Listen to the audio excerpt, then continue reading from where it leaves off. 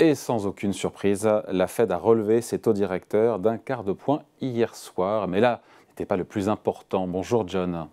Bonjour David. John Plassard pour la Banque Mirabeau. En gros, si la Fed ralentit ses hausses de taux, puisqu'on est passé de plusieurs hausses massives de 75 points de base à 50 points de base, puis maintenant à 25, c'est qu'elle estime la Fed que son resserrement monétaire produit des effets sur l'inflation. D'ailleurs, pour la première fois, Jérôme Powell hier a employé le mot de désinflation.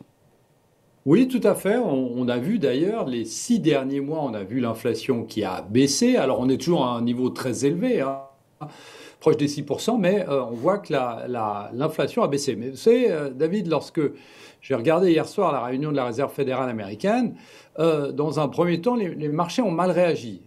Pourquoi? Parce que la Fed et Jérôme Powell a laissé de nouveau la porte ouverte à de nouveaux relèvements. En termes de relèvement, on ne donne pas de nom, mais il dit a couple, c'est-à-dire au moins 2 fois 0,25. Et je vous rappelle quand même qu'on est à 4,75 et qu'on attendait 5. Donc là, ça nous ferait potentiellement passer à 5,25. C'est au-dessus du consensus.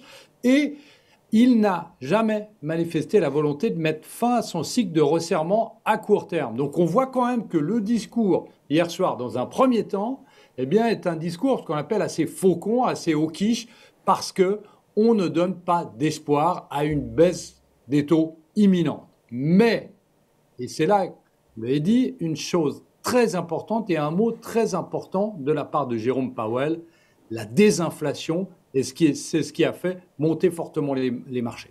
Quels sont justement les facteurs d'inflation qui se calment en dehors de l'énergie? C'est une désinflation qui vient des biens parce qu'on ne la voit pas dans les services aujourd'hui aux États-Unis.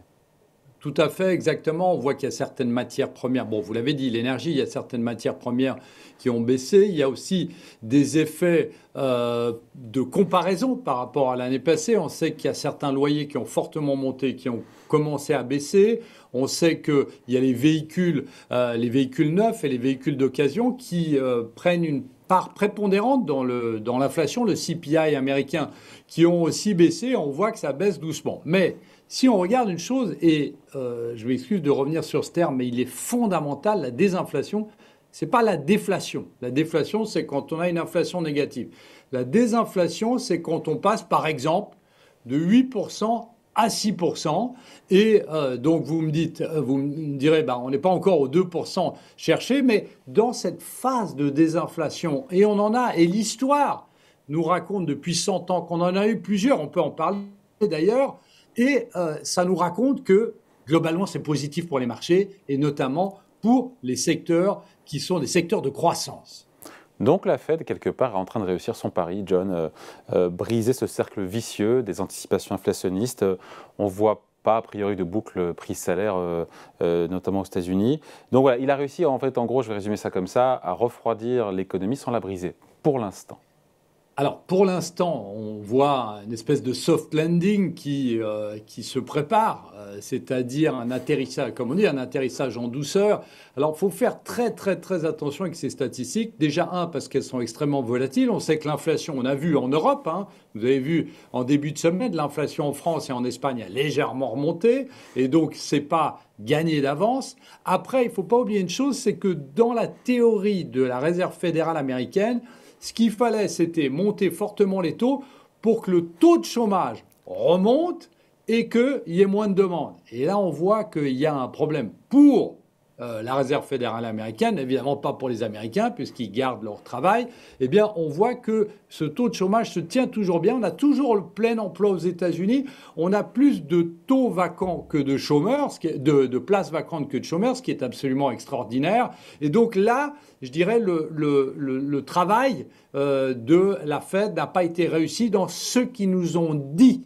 Alors, de facto, c'est bien. Alors, maintenant, ce qu'il faut rappeler ici, et je m'excuse, je vais y revenir plusieurs fois, c'est ce terme de désinflation. Désinflation ne veut pas dire qu'on a vaincu l'inflation. C'est simplement un mouvement qui est un mouvement de baisse de l'inflation. Et ça, c'est très important parce qu'il n'a toujours pas dit qu'on arrivait à son mandat, au mandat de la Réserve fédérale américaine qui est de 2%, et il n'a toujours pas dit qu'on allait baisser les taux. Alors après, vous savez, vous avez ces anticipations de consensus, des anticipations qui disent que la Fed va baisser ses taux en deuxième partie d'année 2023, mais il ne l'a jamais dit, et il a même dit une chose qui était assez intéressante, en disant que si l'économie se comportait comme la Fed l'anticipait, il n'y aurait pas de baisse en 2023, ce qui laisse entendre qu'il y aurait des baisses en 2024, en tout cas une baisse en 2024, début 2024. Mais pour l'instant, le discours est au quiche, mais on a l'impression, effectivement, comme vous le disiez, que la première bataille, pas la guerre, la première bataille contre l'inflation a l'air d'être gagnée par la Fed. Mais il faut faire très, très, très attention aux prochaines statistiques qui vont sortir ces 3 prochains mois. Bon, donc, si on résume, d'ailleurs, Jérôme Powell l'a dit, manifestement, il y a une voie de passage pour réussir cet atterrissage en douceur de l'économie américaine sans passer par la case récession. Après, la question qui se pose, elle se pose aussi pour la BCE aujourd'hui, c'est qu'est-ce qui se passe pour la suite? Vous l'avez dit, il a parlé de plusieurs hausses de taux à venir, couples. Ça serait donc sur mars, ça serait sur le mois de mai, possiblement. Encore 25 points de base. Oui, tout à fait. Alors, le consensus, c'est rapidement, et c'est ça qui est intéressant aussi, le consensus est rapidement adapté de 5 à 5,25, c'est-à-dire encore 2 fois 0,25, vous l'avez dit, en avril ou en mai. Et ici, on est dans une situation où cette anticipation à la hausse n'a pas choqué le marché. Et ça, c'est très important parce que potentiellement, qu'on soit à 5, 5,25, eh bien, peu importe, je dirais, le nombre de hausses de taux, pourvu qu'on ait de la désinflation, si on peut traduire ça comme ça. Et je vous rappelle juste une chose, et vous savez, David, que j'aime bien les statistiques historiques, c'est que si vous prenez aux États-Unis, depuis 100 ans, les périodes de désinflation, il y en a eu 19. Et dans ces 19 périodes, vous avez eu 95% de chances que le S&P monte en moyenne de 14%. Alors vous allez me dire, on est dans une autre situation puisqu'il y a la guerre en Ukraine, puisqu'on est là à la sortie du Covid, etc. Mais si on prend les statistiques économiques depuis 100 ans, historiquement, la désinflation est très positive pour le S&P 500 et surtout pour les valeurs de croissance. Et vous avez vu hier, qu'est-ce qui s'est passé? Vous avez la technologie qui a monté. Et de l'autre côté du spectre, vous avez eu l'énergie qui était dans le rouge hier soir. Et l'énergie, comme vous le savez, eh bien, c'est le secteur qui a mieux fait l'année passée et où les investisseurs, potentiellement, sont en train de prendre leur profit. Donc, si on résume, les marchés retiennent ce mot de désinflation prononcé par Jérôme Powell.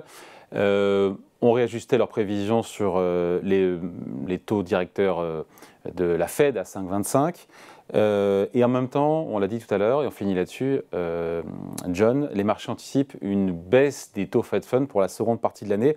Moi, de ce que j'ai compris, c'est que Jérôme Powell fermait la porte. Et vous l'avez dit tout à l'heure. Tout à fait. Il a fermé la porte, mais ce qui est très... Et ça ne gêne pas plus que ça? Ça gêne pas plus que ça les investisseurs? Non, parce qu'il y a ce terme de désinflation, ça paraît fou. Et vous savez que j'ai regardé juste après, on peut suivre sur Bloomberg l'évolution du consensus par rapport à ces baisses de taux, et elles sont toujours bien fixées à la deuxième partie de l'année. Donc, c'est une chose où il faut faire très attention, en tout cas en ce début d'année, parce que la désinflation, il dit on commence le cycle de désinflation. Donc, c'est peut-être pas maintenant. Évidemment, les marchés le jouent déjà. Mais ce qu'il va falloir, et elle l'a toujours dit, la Fed, c'est la data dependency. Qu'est-ce que ça veut dire? Ça veut dire que les prochaines données statistiques, imaginons que pour le mois de janvier, vous ayez l'inflation qui remonte, eh bien, vous allez avoir des anticipations que la Fed va encore monter ses taux plus longtemps. Donc, c'est à ce niveau-là qu'on va avoir plus de volatilité et après, dans un second temps où on aura la certitude que l'inflation effectivement descend, c'est là qu'il faudra jouer cette thématique de la désinflation. On en reparlera d'ici là. Merci beaucoup. Explication signée John Plassard pour la Banque Mirabeau. Merci John, salut. Merci David.